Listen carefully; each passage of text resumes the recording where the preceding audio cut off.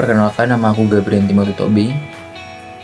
Aku yang menceritakan pengalamanku semasa SMA sampai aku bisa berkuliah saat ini.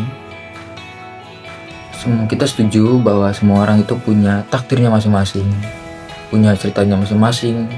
Ada yang baik, ada yang buruk, ada yang sedih, ada yang bikin seneng.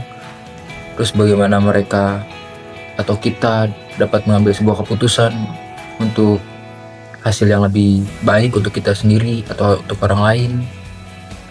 Selama SMA, aku itu hanya sebagai pelajar biasa, jadi nggak terlalu mengejar apa yang aku mau. Yang aku mau tuh palingan nilai yang baik aja sih, itu normal sih. Kayak cuma belajar, terus menjadi tugas, ngobrol sama teman.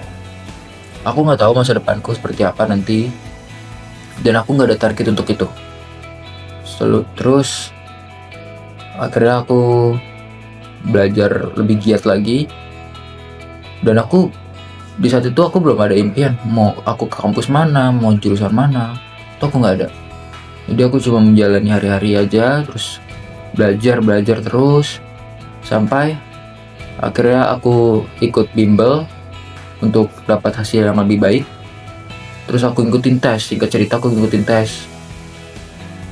Aku ngikutin langsung tes di kampus UPNFJ. Itu pilihan pertamaku. Akhirnya aku ikutin, aku berdoa ke Tuhan. Gimana ya? Aku ragu banget kalau aku bisa lolos. Tapi akhirnya, dan aku nggak tahu gimana caranya Tuhan ngaturin semua, aku lolos. Aku kaget banget, aku nggak bisa ngomong apa-apa. Aku cuman bersyukur banget. Dia ada ceritaku. Setelah ini ada cerita dari temanku yang lebih seru lagi. Next to Adrian, let's go. Baik, terima kasih Gabriel Timothy Tobing. Halo teman-teman semuanya, perkenalkan nama saya Adriano Grahataila. Saya kali ini akan membahas sesuatu hal yang berhubungan tentang grafis desain. Sebelumnya kalian pernah gak sih memperhatikan bagaimana sebuah gambar, bentuk, dan warna itu terasa sangat menarik bahkan sebelum kalian melihat isinya?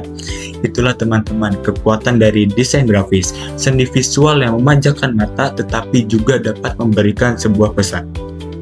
Desain grafis bukan hanya sekedar memperindah sesuatu hal, tetapi lebih dari itu. Grafis desain adalah cara berkomunikasi tanpa kata-kata melalui warna, tipografi, dan komposisi. Seorang desainer bisa membangun suasana, mengunggah emosi, dan memengaruhi keputusan seseorang. Bayangkan teman-teman, jika di dunia ini tidak ada desain grafis, poster kegiatan kampus hanya tulisan hitam di atas kertas putih, logo organisasi hanya tulisan saja, dan media sosial kita akan terasa sangat hambar. Disitulah desain memberikan jiwanya kepada pesan yang ingin kita sampaikan. Namun, di balik desain yang menarik, ada proses yang sangat panjang, mulai dari riset, cari inspirasi, dan revisi yang terus berulang kali yang tak terhitung jumlahnya. Seorang desainer harus dapat menyeimbangkan antara kreativitas dan fungsi. Dan tentu saja tantangan terbesarnya adalah ketika klien berkata, buat lebih menarik dan tetap sederhana ya. Disitulah momen di mana desainer benar-benar diuji, menggabungkan antara estetika dan penjelasan pesan supaya agar tidak kehilangan maknanya. Teman-teman, di dunia digital seperti sekarang ini, desain grafis memiliki peran penting hampir di setiap bidang, misalnya di bidang bisnis, pendidikan, dan di media sosial. Memahami desain bukan hanya soal keterampilan teknis, tetapi juga soal bagaimana cara kita berpikir kritis dan kreatif. Pada akhirnya, desain grafis bukan hanya gambar yang indah, tetapi juga menjadi jembatan ide dan persepsi.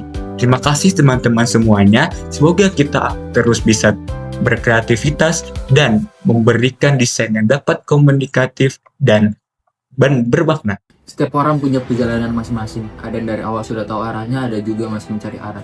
Sama seperti aku dulu, aku sering bertanya, aku akan jadi apa nanti? Dunia terus berputar dan aku tetap dengan langkah kecilku. Sampai akhirnya aku sadar ini bukan soal siapa yang lebih cepat, melainkan siapa yang terus berjalan.